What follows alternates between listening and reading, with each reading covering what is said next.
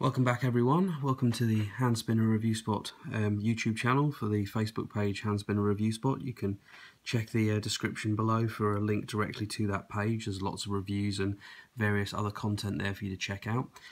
This is obviously the second video we're posting up on the channel, and we're going to look at a spinner that's been courted with a huge amount of hype, and that is the One Drop Trillium by the One Drop company, who are best known for their yo-yos. This is their first entry into the spinner market, and it's been massively well received. There was a lot of hype before it came out.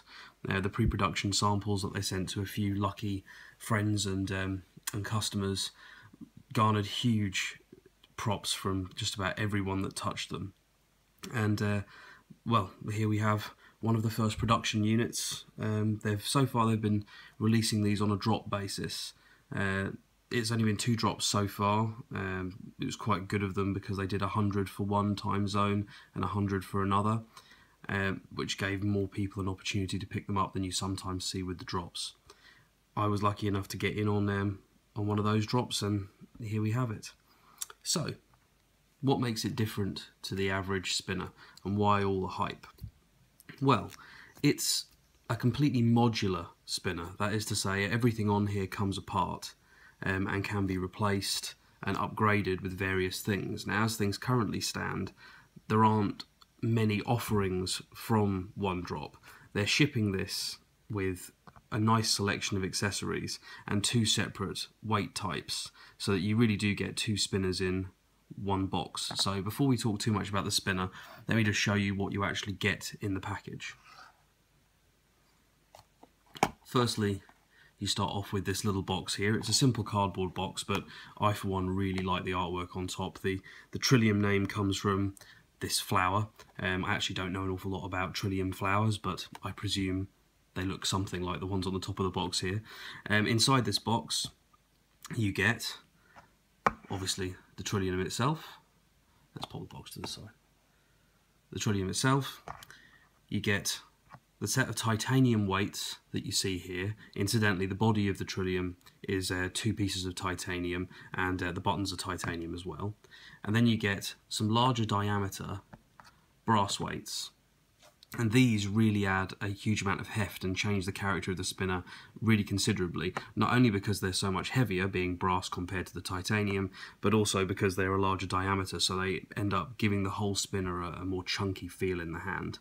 So let's have a quick look at the actual spinner itself, because it's really interesting design, and so far this is the only spinner that's even remotely like this. I'm sure there will be others that follow in its footsteps, and depending on what happens for One Drop, I'm sure that unfortunately the clone market will come out with something similar, but for now this is the only spinner that's even remotely like this. So you unscrew the weights. It's very simple. It's very much like the threaded buttons you get on any spinner. You just take them off. There's 2, I'll show you, there's 2 female sides and then a piece of studding in the middle which connect them. Then they just simply thread through this body. There's 2 parts to the body. You can see it opens out, and then the bearing sits inside. So the retention method for this spinner is that effectively that the bearing is captured in the center through vertical pressure, so there's no lateral pressure on this bearing at all, so there's no problems with any sort of nipping that come from, you know, glue fits or, you know, press fits that are maybe a little bit less than perfect. So this really is a very clever and very effective way of sealing a bearing within a body.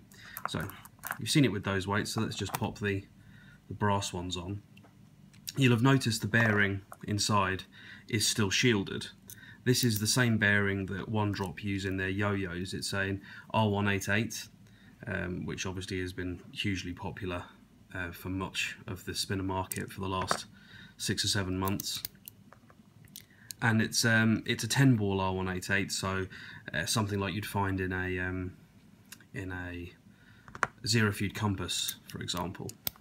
Okay, so this now has the brass weights on it, and you can see the buttons. We'll have a quick close look at the buttons. They feature a laser engraving of the One Drop logo, which I think is really nice actually. And they're slightly smaller in diameter than a stubby button would be, but the ridge itself on the outside is quite deep, and for my size hands they sit quite snugly in there. And one of the intriguing things about this release, and something else that sort of sets it apart, is when it's shipped it comes with some silicone inserts within the buttons.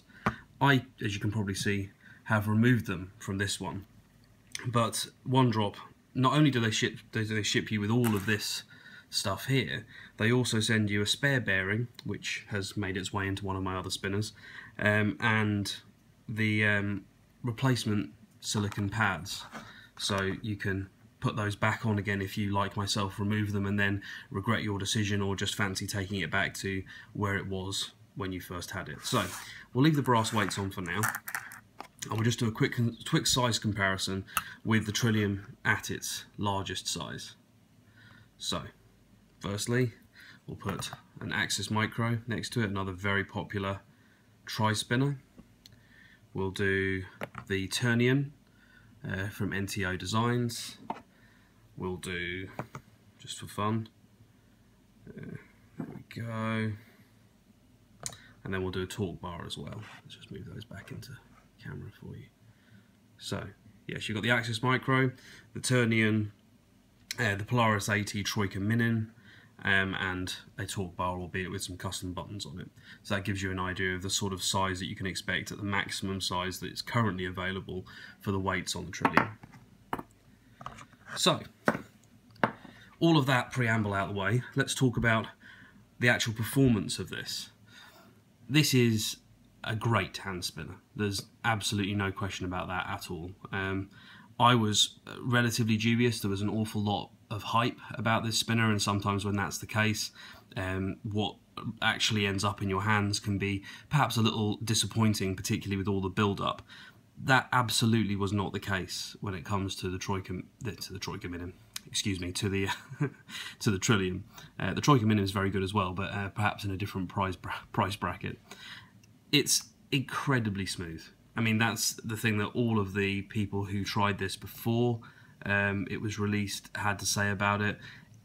There's just so little feedback. If you're the kind of spinner buyer that likes, you know, quite rough, full ceramic bearings, and to feel a certain amount of wobble in the spinner and to really have it feed back into your fingers, this really isn't the spinner for you.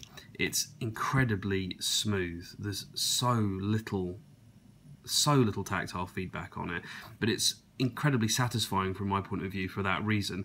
I'm the kind of spinner user that it totally depends on my mood whether I go for something that is quite rough and responsive, or something that's really feels like it's not moving.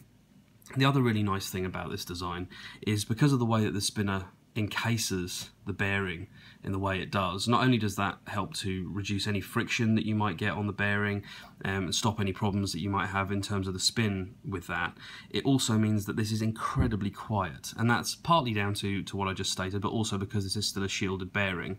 And given that with the heavy weights you can get vertical spin times with this of comfortably over 5 minutes, there's really no need to de-shield this bearing. I would be uninclined to myself. Obviously some people will, and they'll like the different options that gives them, and maybe they'll even like the slight increase in sound that they might get from that. But personally I think it's near enough perfect how it is.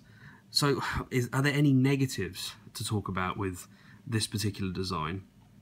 I suppose the only one for me would be, well, it's kind of twofold. The fact that it ships with the 2 sets of weights is fantastic, and for some people their ideal set of weights will already be there in the box. There won't be any reason to look to the One Drop website when new weights are eventually released for this, because you'll already have the ideal set for you. Perhaps you'll want some exotic weights just for the fun of it, but you won't need a set to feel like it's the ideal setup from a usability point of view. For me, that's not completely the case. Personally, I think the brass weights are a little too heavy. This takes this spinner to over 90 grams, and it feels very, very substantial, and you will find some finger fatigue using it over lengthy periods of time. With the titanium weights, I love how they look. I like how incredibly fidget friendly it is because of all of this open space you have between the arms. I just think with the titanium weights it's ideal. However, with my set of titanium weights, there was a very slight imbalance, and this is something that's likely to happen with a modular design like this. It would be an awful lot to ask that every single set of weights was perfectly minutely done in terms of tolerance, and having spoken to the very, very helpful guys at One Drop, they're aware of that, and they're not making any claims about this always being a dead smooth, single finger spinner. So when, for example, if I spin it on a single finger with the brass weights, you can see there's virtually no movement whatsoever. It's as dead smooth as just about anything on the market. However, if I introduce the titanium weights to the situation, I get a very, very small amount of wobble on the button. Now, I do have a small sort of trick to get round that, or certainly it seems to have gotten round it for me, and I'll do another video on that in the future for anyone who has the same problem. But it is something which just detracts a little bit, and certainly did for me when I first received mine. It's nice now that it's sorted, and to be honest, the titanium weights are almost ideal, particularly because they have a really beautiful look while they spin, particularly if they're under strong lights. You get multiple different sort of radial light shows off of the spinner, which are just beautiful. I particularly would like to see stainless steel weights, but in the same size as this, because I find the body is just maybe a little chunky with the brass weights.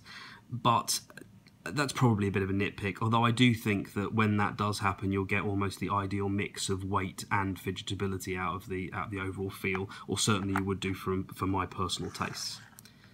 Right, well, that's pretty much everything I have to say about the Trillium. You can go onto the Facebook page, as I say, the link is in the description below, and you will find a full written review of the Trillium, which goes into a little bit more detail here and there. I don't want to bore you guys to tears, and I've already gone over 10 minutes, so it's probably best that I wrap things up now.